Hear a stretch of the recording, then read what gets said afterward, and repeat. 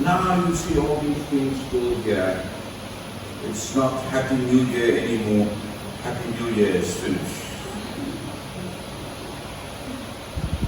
All the greetings are over.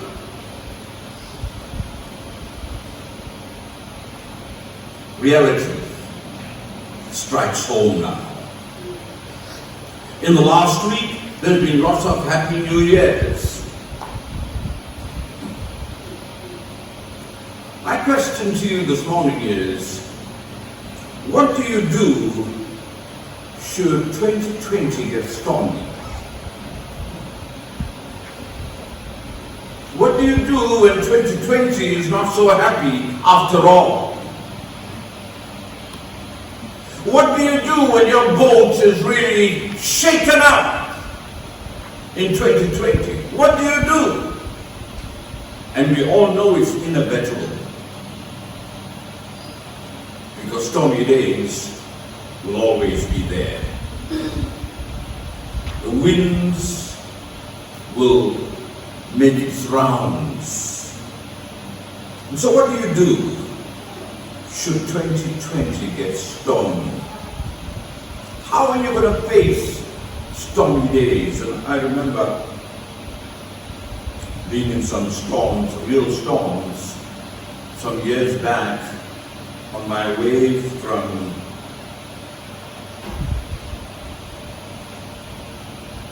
the mainland to an island called Nias on the Indian Ocean.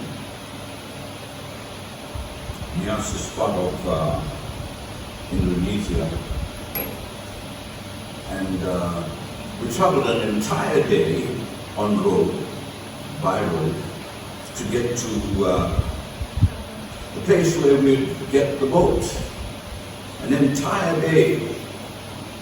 Roads, driving, but you guys know in Africa, even worse.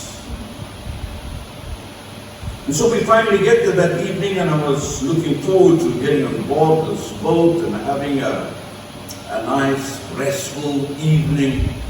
And so I inquired as we talked quickly, which is our boat? Which is our boat? I was looking for the most comfortable, nice boat.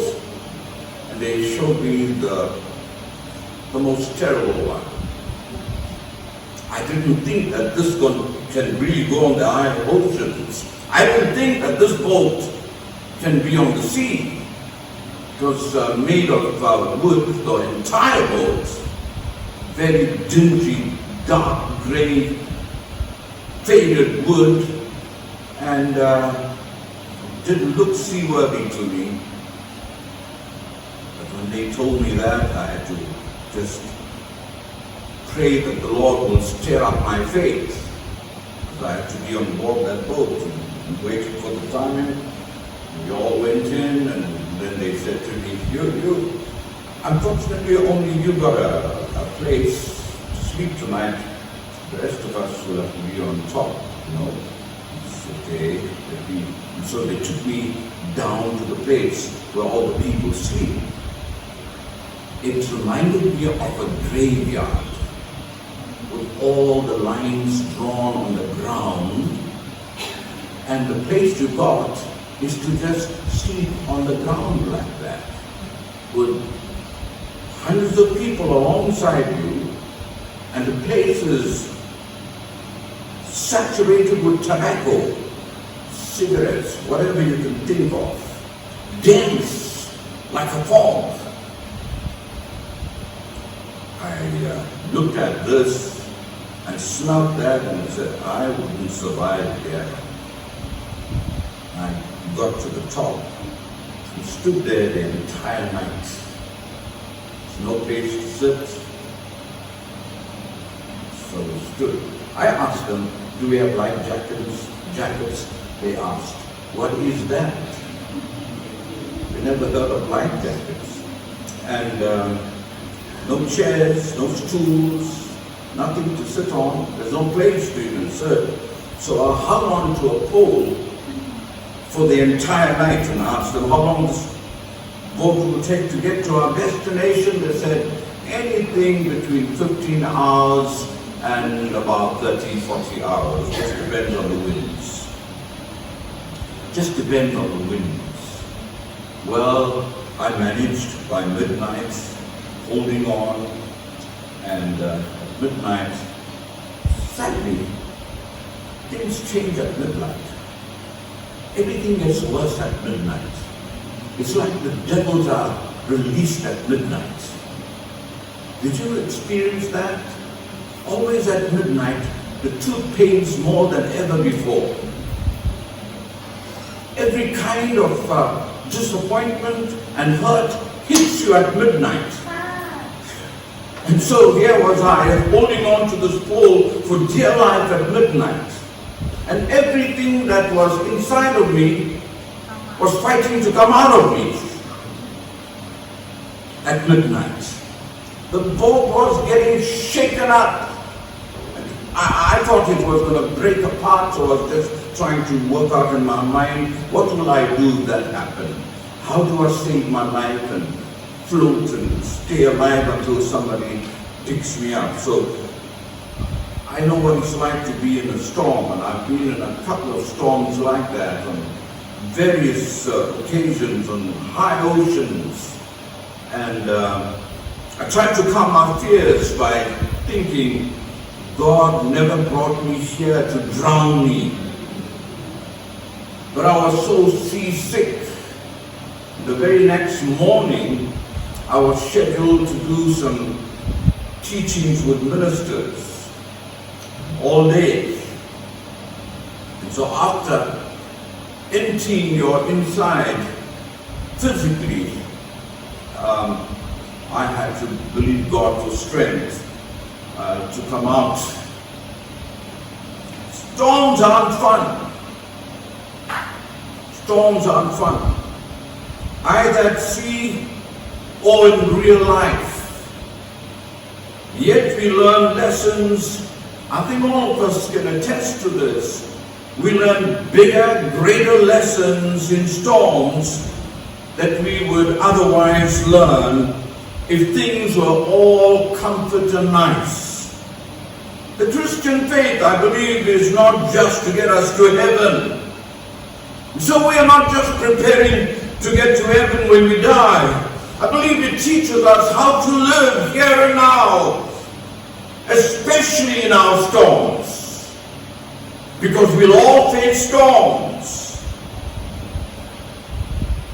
The disciples faced storms. It doesn't mean to say that now that we know Jesus, and now that we are Christians, and now that we are believers, there'll be no storms. This story that we will read from the book of Luke, chapter 8, verses 22 to 25, will illustrate to us that we will face storms regardless of who we are, regardless of our experience, regardless of how well we are serving God. Storms will come. Let's turn to Luke chapter 8, and we'll read from verses 22 to 25. Now it came to pass on a certain day, as he went into a ship with his disciples, he said unto them, Let us go over unto the other side of the lake. And they launched forth. But as they sailed, he fell asleep. And there came down a storm of wind on the lake, and they were filled with water, and were in jeopardy. And they came to him and woke him, saying, Master, Master, we perish. Then he rose and rebuked the wind and the raging of the water, and they ceased, and there was a calm. And he said unto them, Where is your faith? And they, being afraid, wondered, saying one to another, What manner of man is this? For he commanded even the winds and the water, and they obey him. So what is Jesus trying to teach us in this story, in this real life story? This miracle shows us that Jesus is Lord. Jesus is Lord even over storms. Storms of your life. Know that He is Lord. At the end of this brief story, the disciples remark with great awe, "Who then is this?" And I believe this morning we need to even dig deep into our hearts as we ask, who then is this, that He commands even the winds and the waters, and that they obey Him? That is a question Luke wants us to consider here today. Who then is this? The clear answer is, it is Jesus. Jesus, who is Lord over all. When we get the revelation of that, when we understand that, then we'll be able to handle our storms. Whatever storms will come our way. You see, right in the beginning, Jesus spoke and created the universe. And therefore, it wasn't a big deal for Him to speak to the winds and to the waters, because He created it. And if He creates it, He's got power over it. Yet for the disciples, who are still growing in their awareness of who Jesus is, this was an amazing miracle. Now that's rather sad, because they saw many miracles. They saw many things that Jesus did, but they still didn't believe. It reminds me of ourselves. We love going here, love going there. We want to see this, we want to see that, because we still don't believe. We want to experience the supernatural because we don't believe. We want to see what miracles there is, and that is why you talk about a miracle crusade or campaign. Who's there? All the Christians. Because they want to see. Simply because they don't believe. We ought to believe that Jesus is Lord. Here's the disciples. They were with Jesus all the time.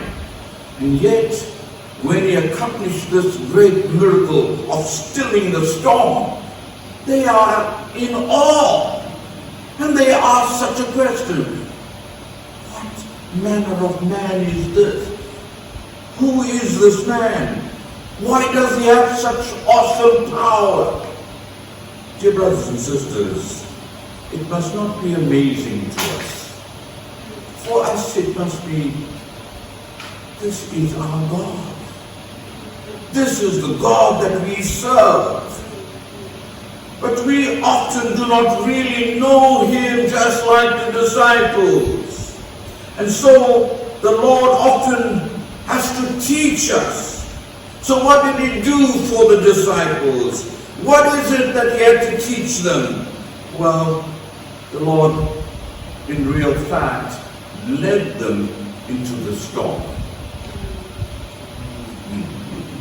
He took them into the storm.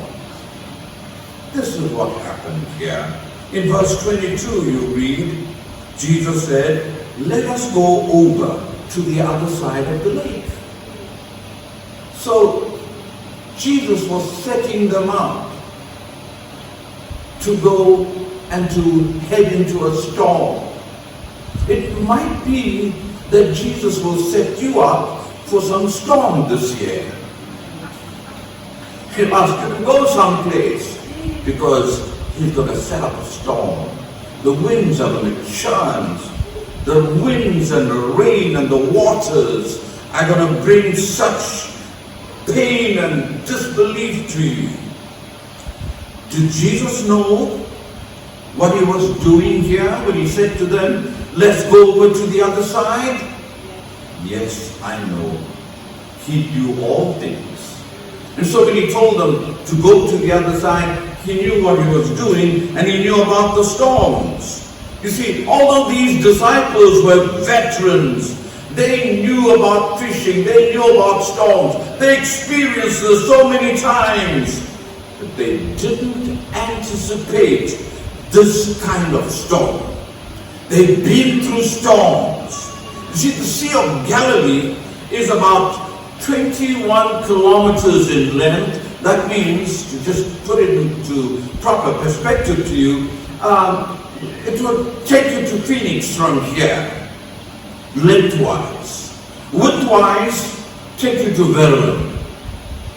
So this is quite a huge sea. We really call it a lake, but they call it the Sea of Galilee. And it was 700 feet, that brings it down to about 200 meters below sea level.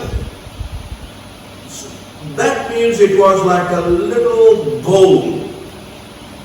We have mountains all around it, and this compressed area below sea level was the sea.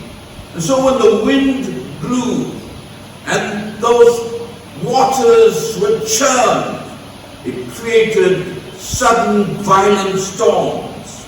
It was one of those very unexpected storms that hit the boat that evening. And Jesus must have known all about it. He must have set this up to teach the disciples something about how you should handle your storms.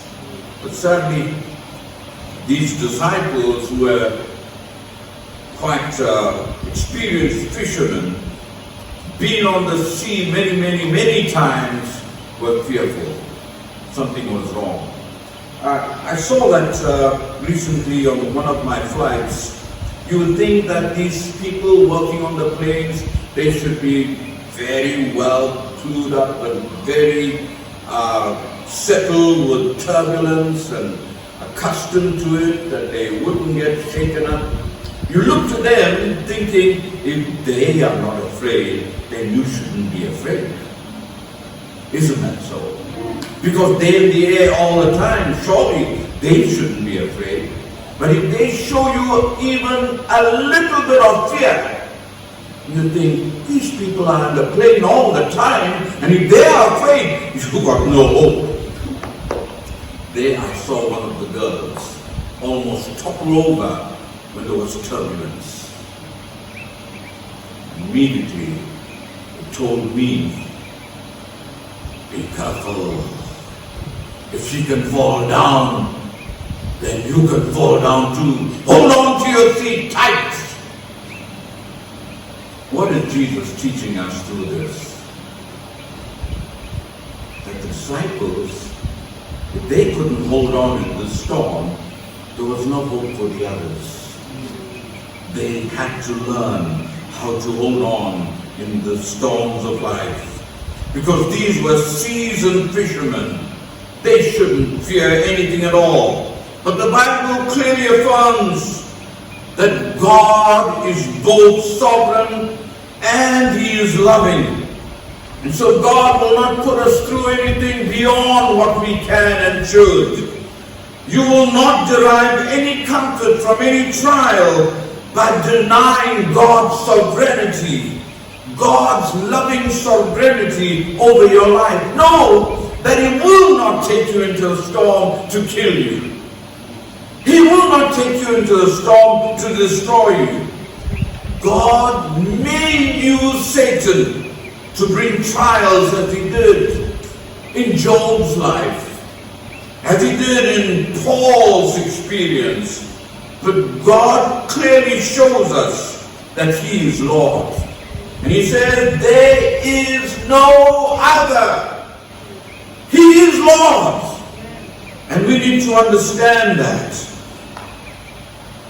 You will find comfort in any kind of trial if you affirm both God's sovereignty and also His unfailing love in your life. If you can affirm God's sovereignty and say, God is sovereign in my life, and I secondly know that He loves me with a passion, then you can go through any storm, because He's sovereign. He's your Father. He will not put you through anything beyond your abilities.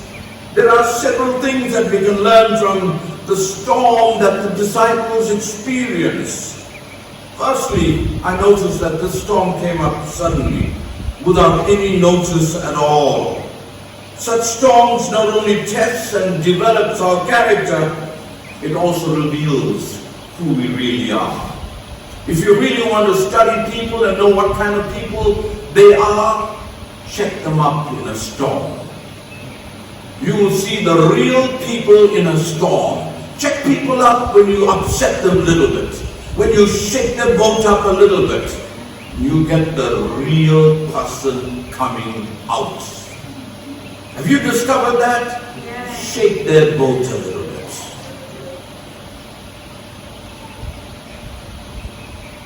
Then you get those nice choice words and choice attitudes. Hudson Taylor, as many of us know, was the founder of the China Inland Mission, and he was talking to a young missionary that was getting ready to go into China. And they were sitting at a table, and suddenly he stood up and he gave the table a real strong fist. There were cups of tea on the table, and all of these teas jumped up and spilled. The young man looking on wondered what is going on. And so Hudson Taylor said to him, there will be storms that you will have to face. And whatever is in you is going to come out of you. Whatever is in you will come out of you in the storms of life. What is in you? Because you're going to be buffeted in this new year in numerous ways. The trial will be like blows. And remember, these blows will bring out only what is in you. Whatever is in you. So the time to develop resources to face sudden storms that eventually and will definitely strike is to build those resources now. So that when the storms come, you don't have to look for a rope. You don't have to look for some comfort. If you don't spend time with the Lord now in the calm of your life, you won't know how to trust Him in the storms of your life. And so it is now that you need to learn how to trust Him. Because when the storms arise, it's too late to learn how to tie yourself down. Because it's impossible to tie yourself down then. You need to know how to handle it now. Secondly, I must tell you that no one is exempt. Don't think that this kind of situation is only for certain people who are wrong and bad, and it's not for you. Storms also hit believers. This storm hit those with Christ in the boat, as well as those outside of the boat, because Mark's gospel also tells us that there were other boats close by. The fact is, Christians are not magically exempt from storms of life. And so don't you think that you will be exempt no matter how good you are, no matter how much you do, no matter how much you give. You won't be exempt from the storms of life. Christians are not exempt from trials. Some perhaps think that I'm serving God. They think that being committed earns them special rights and special provisions and special protections. Not so. Not because you're a missionary, not because you are a pastor or a leader, you'll be exempt. No one is exempt. Observe. Storm here hit the obedient. They didn't ask for it. They didn't volunteer. It was Jesus who said, let us go to the other side. They went to the other side only in obedience. They weren't the disobedient ones. The disobedient ones could have stayed behind and saved themselves that storm. But these were the obedient ones who went ahead and followed the instruction of Jesus. And what they got for it? A storm. And so I want to say to you, when you answer the call of God in your life, don't feel that everything is going to be fine. Don't feel that it's going to be smooth sailing. It was Jesus who said, let's go to the other side. And so in total obedience, these men who had committed their lives to serve Christ obeyed. And Jesus led them straight into a storm. And in the same way, I must tell you, obediently serving Christ may place you smack center in the middle of a storm. A storm you could have avoided if you stayed on the shore. I've often found the most severe times of testing when you're really doing what God wants you to do. When you take those steps of obedience. Some of us will remember shortly after we moved here, we had a great deal of challenges to face. The point is, being obedient to the Lord does not exempt us from storms. Somehow we got into our minds and hearts that when we follow Christ and do everything is going to be smooth sailing. There's going to be no problems coming our way. Most times, I must assure you, it's going to lead right into a storm. Not only did these disciples get into a storm, note what happened next.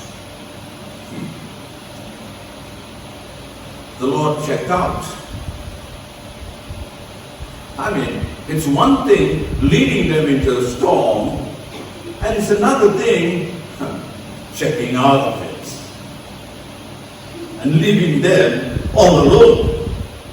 And you wonder, how can this be? How can Jesus do that? Now, this is the only incident in the entire Bible that you'll find Jesus sleeping. No other place in the Bible do we read that Jesus is sleeping. Jesus is not a sleeping Jesus. So, if you take this one scripture and you say, oh, Jesus was sleeping, I can sleep as well. No, it's only one time. I know, we got people here that just look for one scripture and they say, well, Jesus was sleeping, I could sleep too. You would think that Jesus, knowing the situation, knowing that they will be heading into a storm, will prepare them for the storm. Will say, Peter, you get on the hill. James, you take care of all the roads. John, you do this. And gave them all responsibilities. And he was in command of things.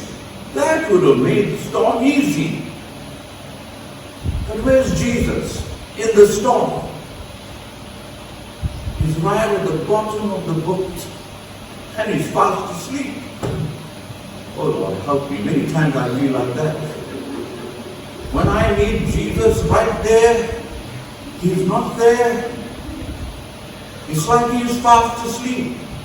And I say all the scriptures that I ought to say and believe all the faith that I have, and he's not there. It would have been great if we heard the words of Jesus saying, hang on there, guys. We're going to make it.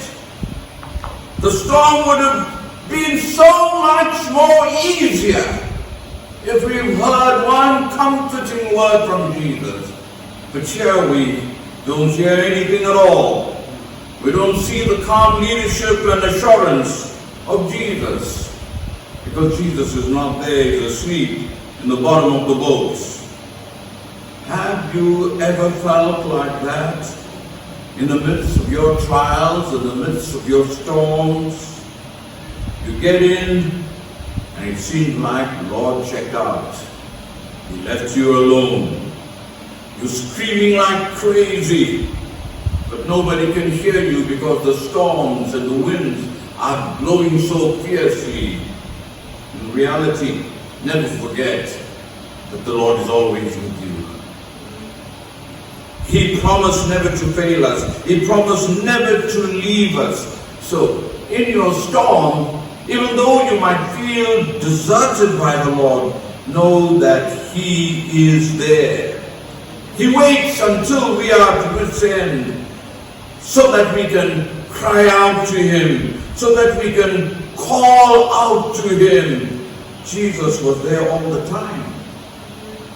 He never left the boat.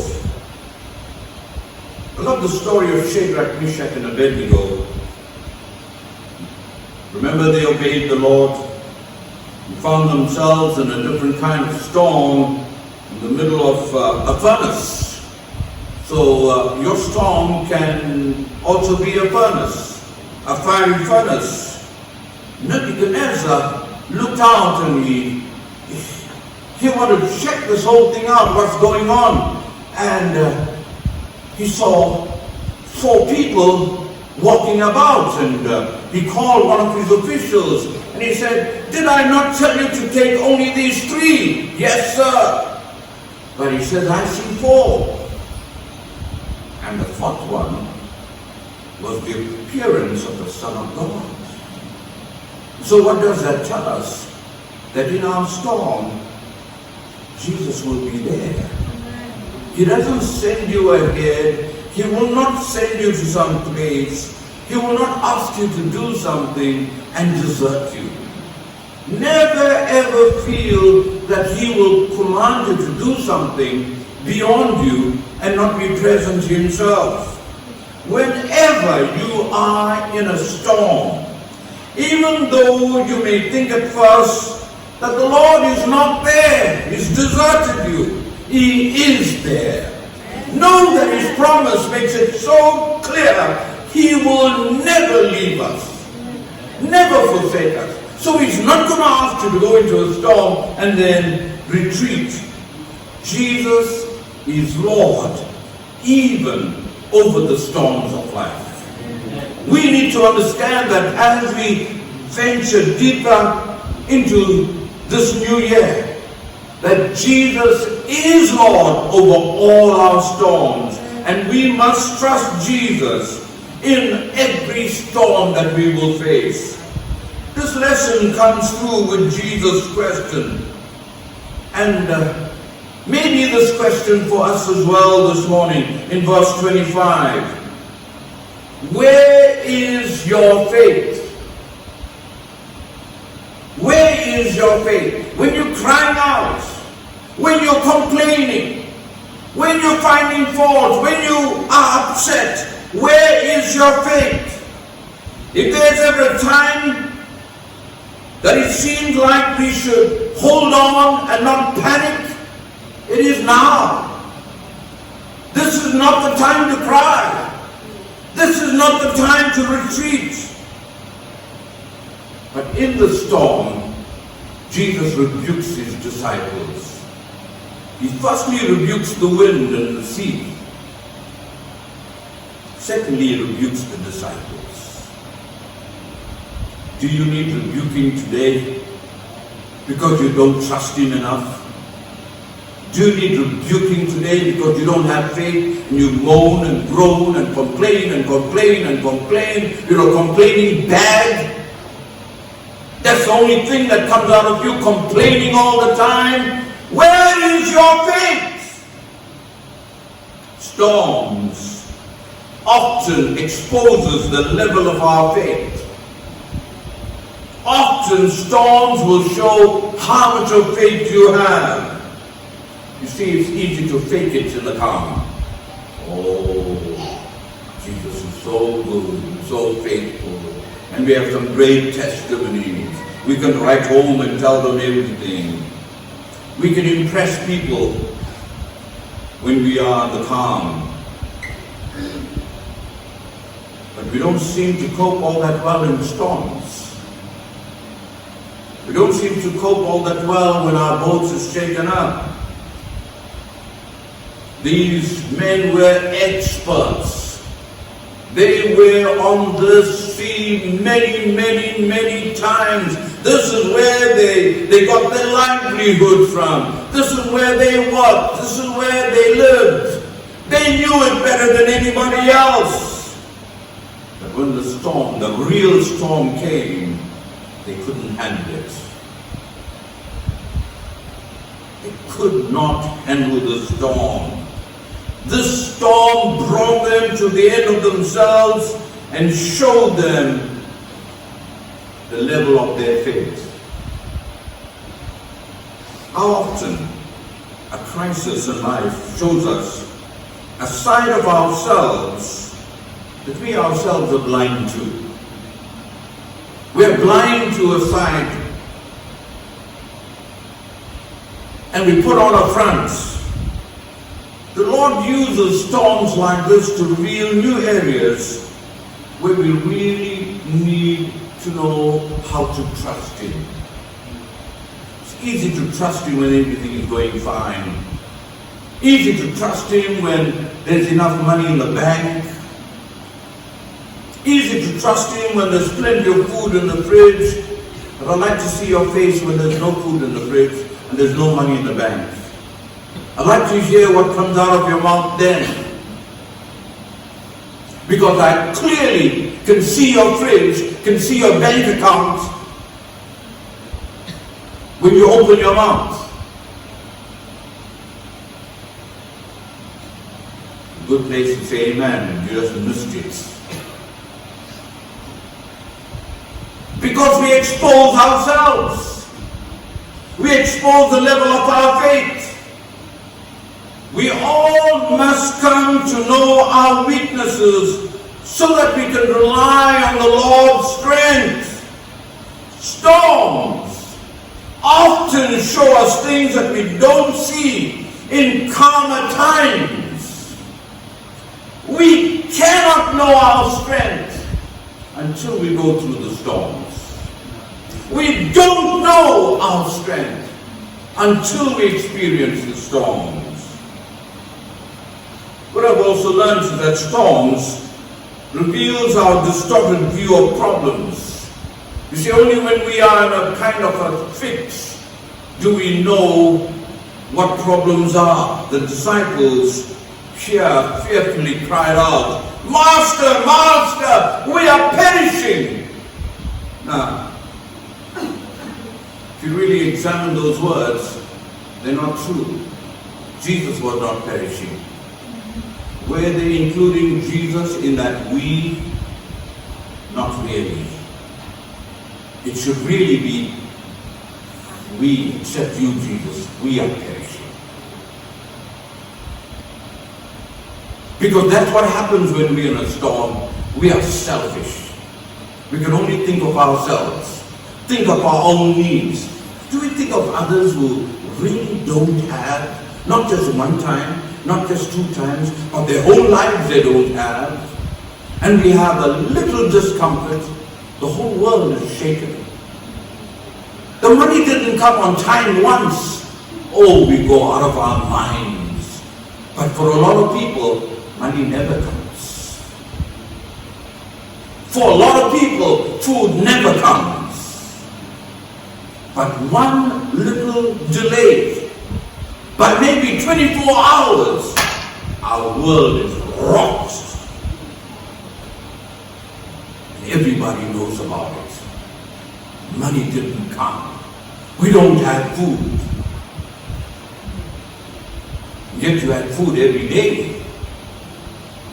And if you had to fast for one day, it won't be too bad because you still won't lose any weight at all.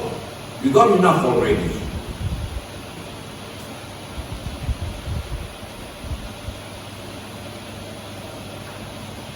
Storms show us a side of ourselves that we're terribly blind to. And it also shows us how we handle problems. What do we make of problems? Who was on board with them? The Lord himself. The Lord was right there. To think that God will sink his son in the bottom of the Sea of Galilee was something unthinkable. So how could they say, Lord, we are sinking, we are perishing? How can they even think that? How can they even say that? You think God will prepare his son and put him on the Sea of Galilee there to drown him? No. If it was a big no for Jesus, then how about you? How absurd it is for us to think and to be in such panic. The disciples had a distorted view of problems.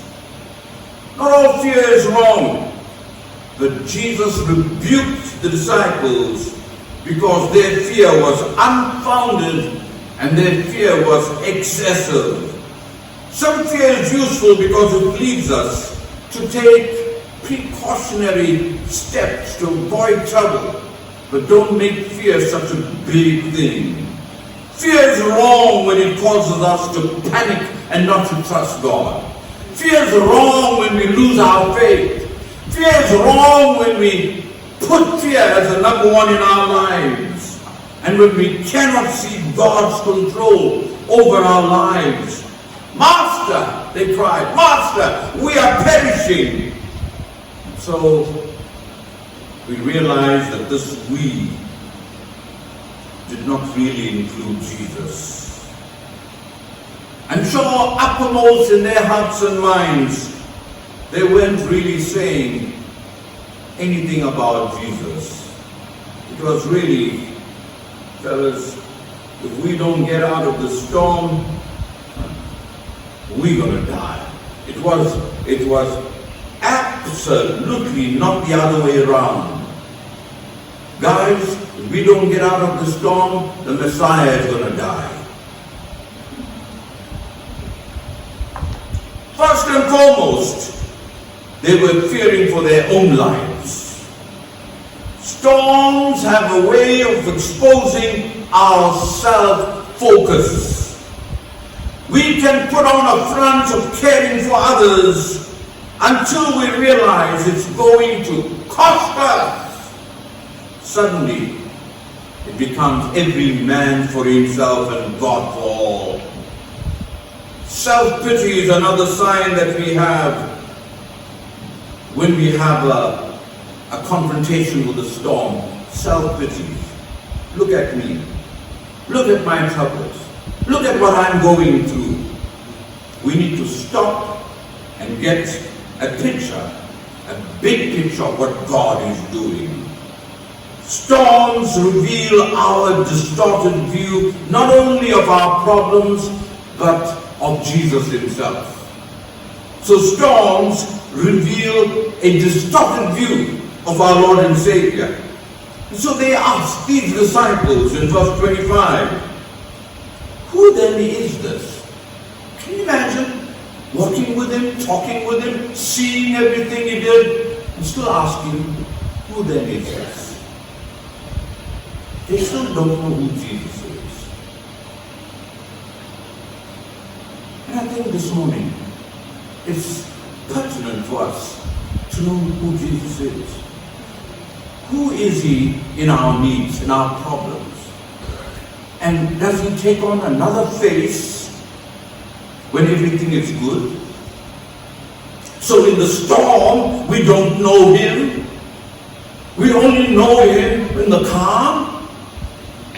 We need to know him in the storm as well as in the calm. We do the same thing too when we panic in a problem. We try to solve our problems by figuring out everything we need to know except God and his supernatural work in our lives. You see, folks, our distorted view of our problems and ourselves clouds our vision so that we fail to see the marvelous person of our Lord Jesus Christ. Although Luke does not mention it, Mark's account tells us that the disciples said, Lord, don't you care that we are perishing? What a word to use. And before we are too harsh with the disciples, be careful, because we say exactly the same words. This is what they said. Lord, don't you care that we are perishing? How can he be Lord if you ascribe to him causing problems for you?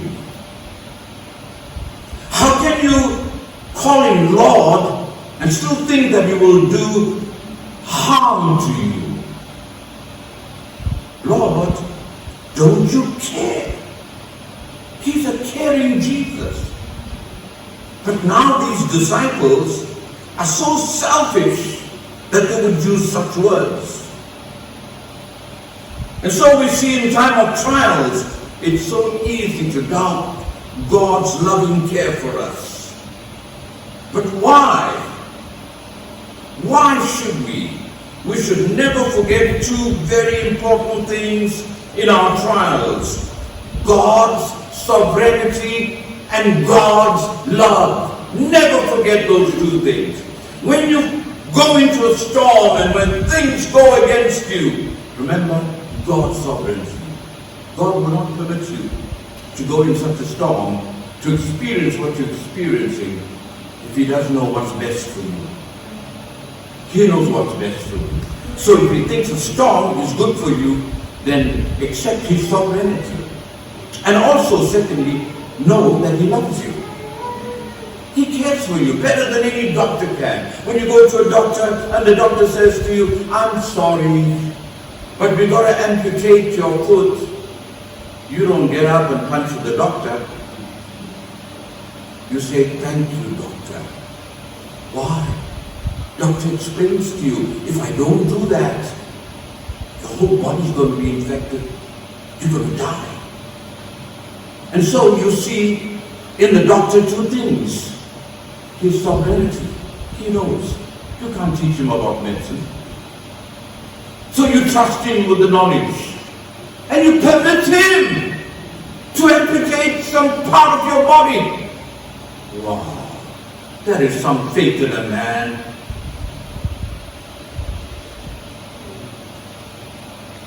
But do we have that kind of faith with God? When he says, I want to cut off something from your life?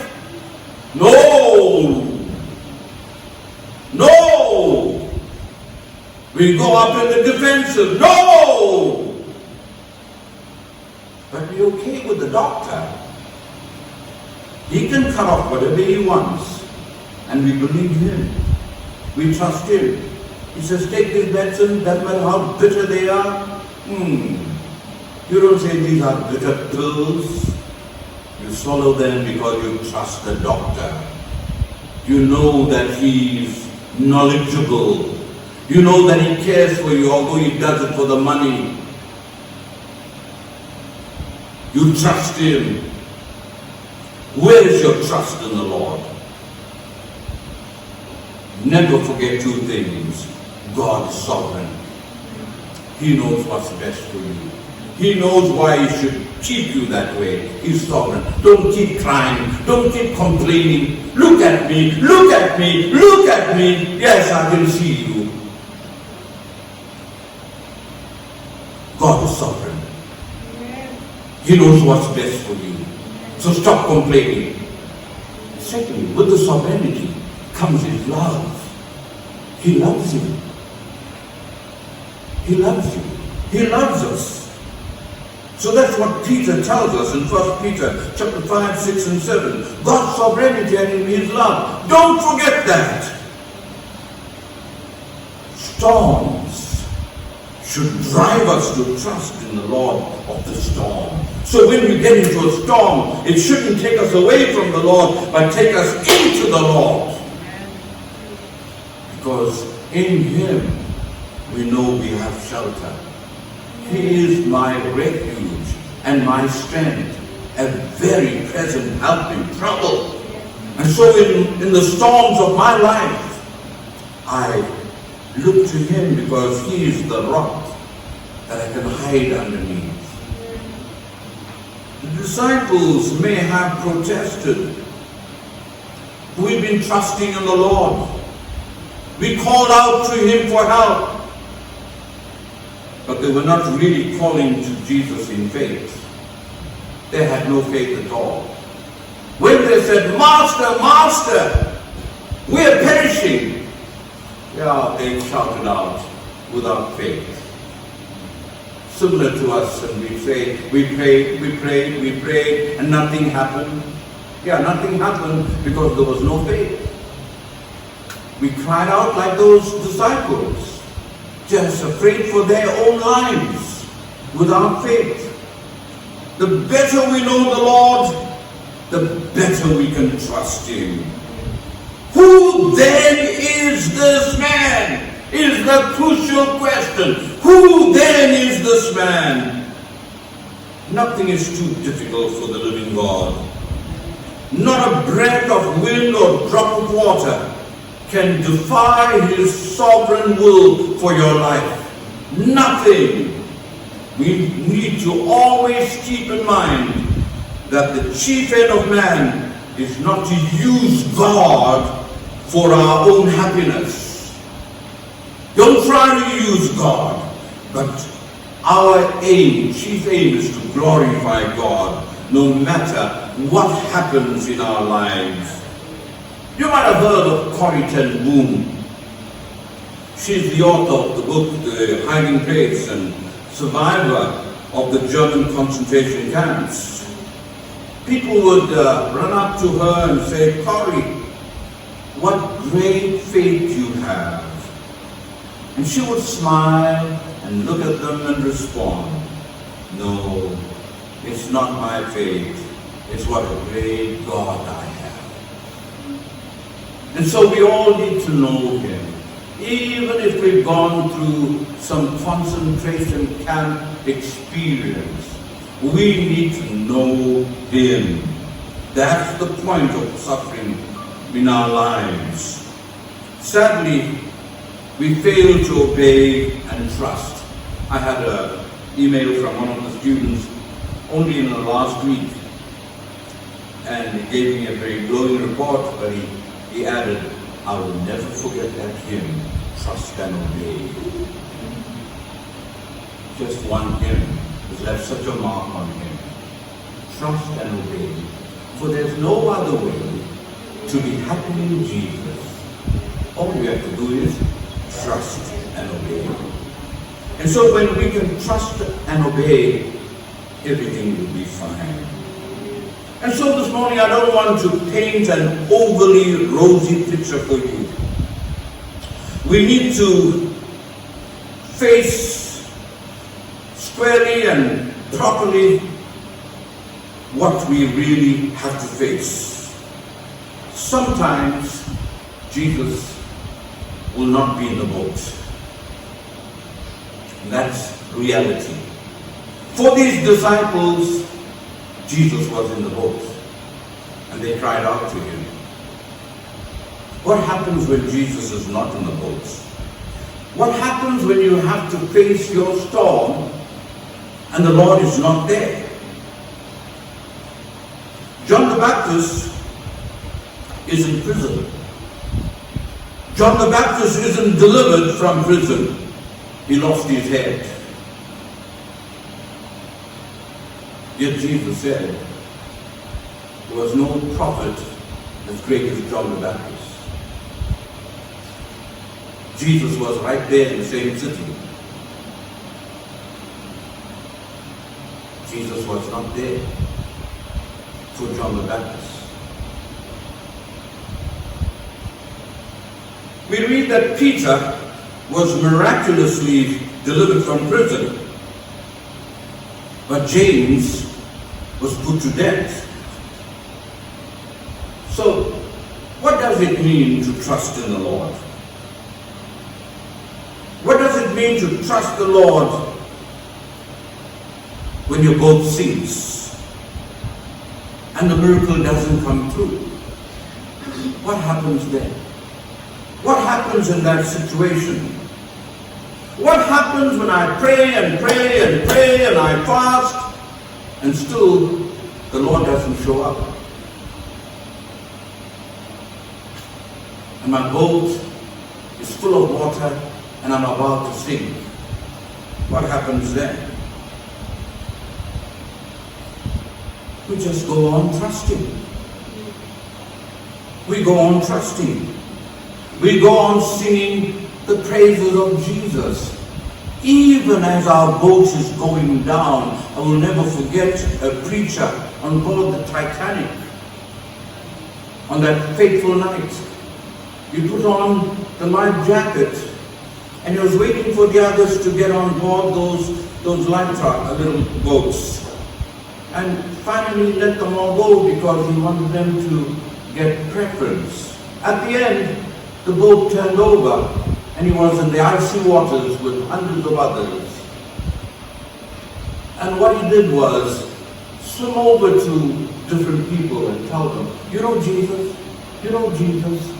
And he spoke to different people about Jesus on the icy waters. Finally, he came across a man who said, no, I don't know who Jesus is.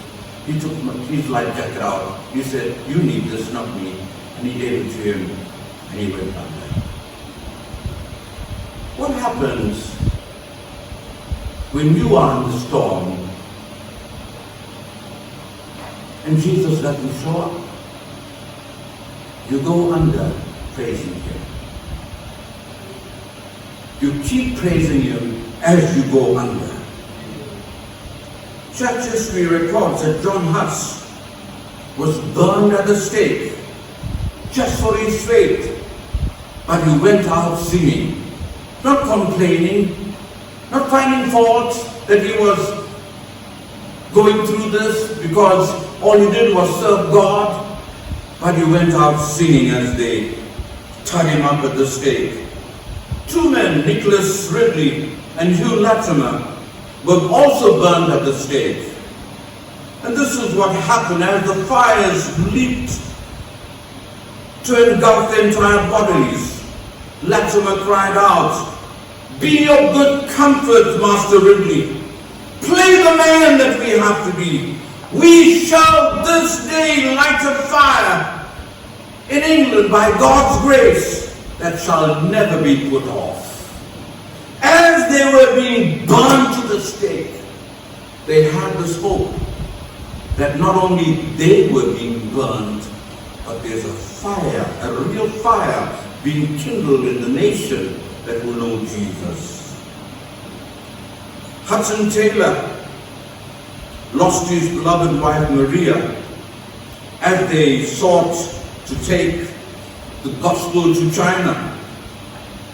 He now stands at her graveside and sings, Jesus, I am resting, resting in the joy what thou art. I am finding out the greatness of thy loving heart. Can you stand at the graveside of your loved one and sing that song? Do you know Jesus in that way? If not, don't wait for the storm of life to hit you.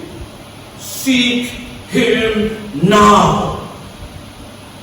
Trust him now as your Savior and your Lord and the only hope for heaven. Trust him daily that the small problems that we are going through, whether he comes through and saves us from it or not, we'll go out singing and worshiping him. Whether our boat sinks or not, we will know the peace that the world can never know. The peace that comes only by trusting in Jesus. He is the Lord of every storm. And so when you face storms this year, know whether he shows up or not, we can handle it. We can go through because he will never fail us, never forsake us. Let us pray.